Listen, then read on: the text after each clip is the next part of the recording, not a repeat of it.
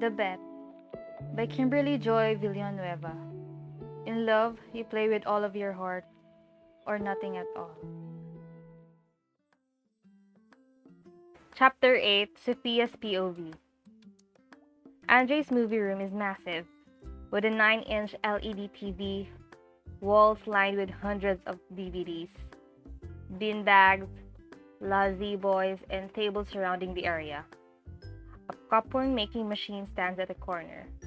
While Drake searches for a movie, I think about our conversation. It's actually such a relief to get it off my chest.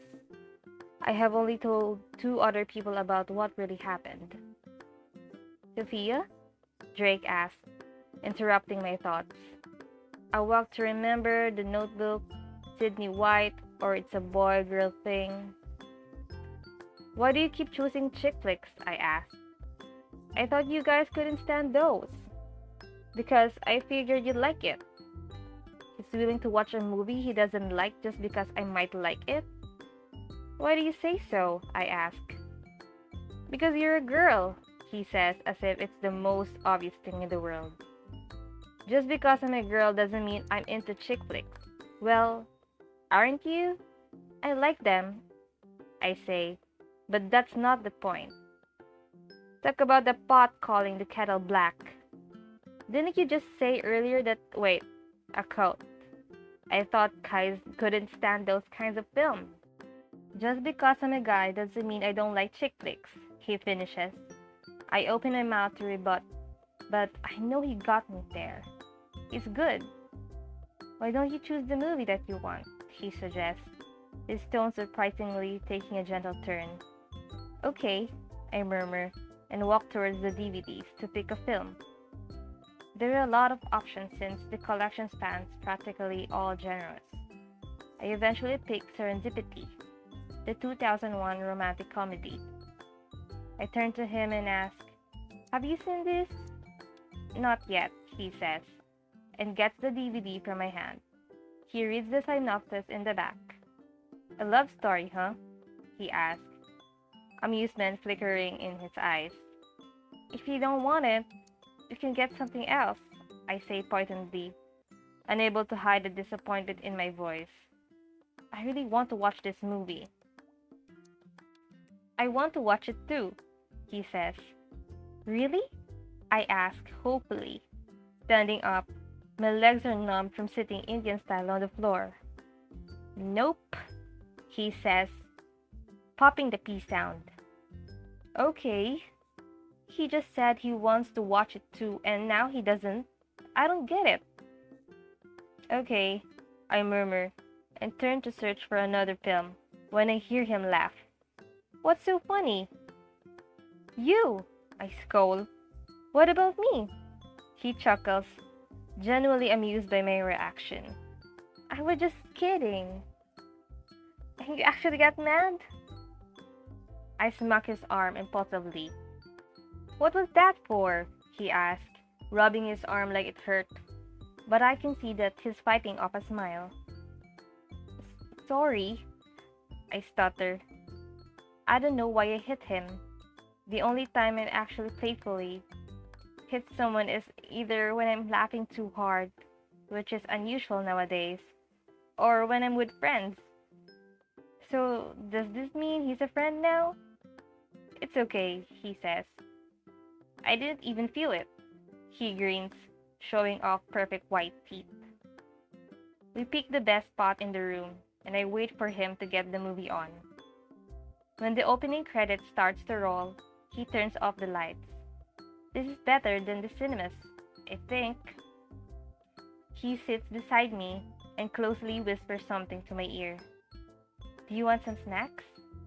His breath tickling my cheek. I shake my head. No, suddenly feeling lightheaded from his face being too close to mine.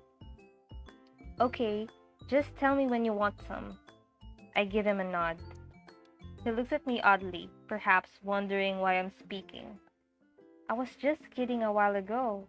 I hope I didn't offend you, he offers. It's a good thing it's so dark, otherwise, he'll see how faint blush is creeping its way up my cheeks. He didn't, I murmur. I can't help but squirm in my seat. I wonder if he can hear the loud thumping in my chest. I glance at him. He looks like he wants to say something, but the movie's starting. I let out the breath I didn't know I was holding. What do you think? Drake asks as the end of the credits rolling. Come on, Sophia, think fast. I actually missed some parts of the film because I found myself staring at him several times. You first, I tell him, buying myself some time. It was amazing how they really believed they'd see each other again, even without having any connection to each other at all. Me too, I mumble. Jonathan's girlfriend with a book with Sarah's name and number was Destiny. I know, he says thoughtfully. You don't have to understand. You just have to have faith. He sounds like he's saying this more to himself than to me. Faith in what? I asked, continuing the quote. Destiny, said Drake, without missing a beat.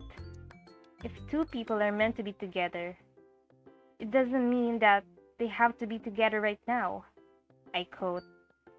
Drake turns to look at me. I stare back, transfixed and tongue-tied. I want to look away, but he's caught my eyes in his gaze. What I said earlier, I avert my gaze. It was for Jonathan and Sarah, I stutter. Come on, he says suddenly, moving to get up. Where are we going? I ask. I thought we were going to work after the film. That can wait, he presses. Okay, fine. You go, I mutter. I'm going to stay here. Trust me, he says, standing up. He walks to the TV screen and turns it off. Before I realize what I was getting myself into, I hear myself say, okay. Drake's POV. When's your birthday? I ask Sophia as I start the engine of my car. When's your birthday? She throws back to me. Typical. I asked her a question. She asks it back. September 22, I say. Why don't you wear your seatbelt? She asks, changing the subject. I never wear it unless I think it's necessary. But seeing her face makes me buckle it.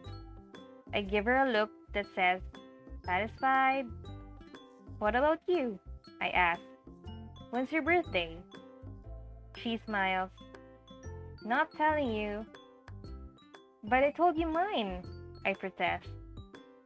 I already know your birthday, she smiles. How? I ask, raising my eyebrow. Driana.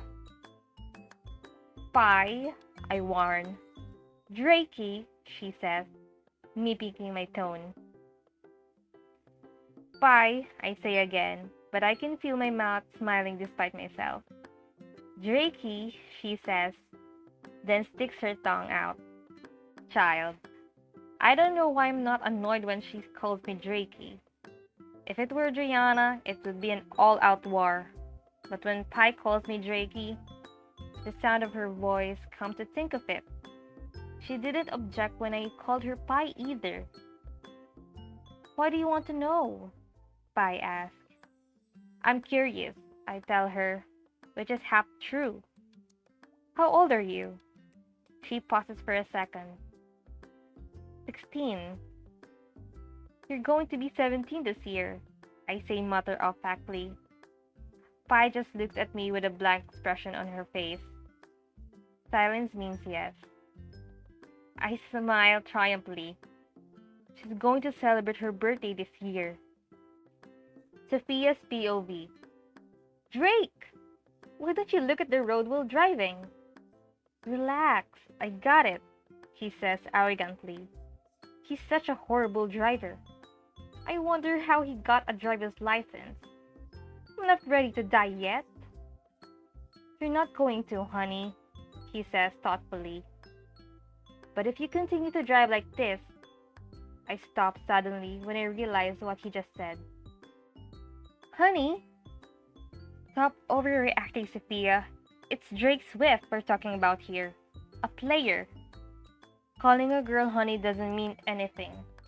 I bet he's called lots of girls all sorts of terms of endearment. I'm not disappointed.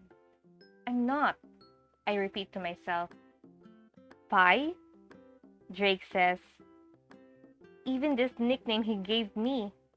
I'm surprised that I don't call him out on that. Pie? He repeats. What? I ask. I realize that the car wasn't moving anymore. Paint shop? I say, when I realize we were. Why? Dre looks at me. We're going to paint your white-walled room at Andre's house. I stare at him, completely surprised at this unexpected kind gesture. He listened and remembered? But I don't have money with me, I said, worried. That's okay. Consider this a gift since you're helping me out with school. But this is too much. I'll just pay you back later. No need, he reassures me. Everything's been taken care of. I have spoken to Aunt V about it, he added, giving me a wink. He walks towards the shop, leaving me at the parking lot, still dumbfounded.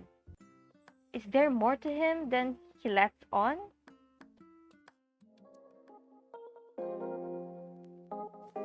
Are you guys curious for the next chapter?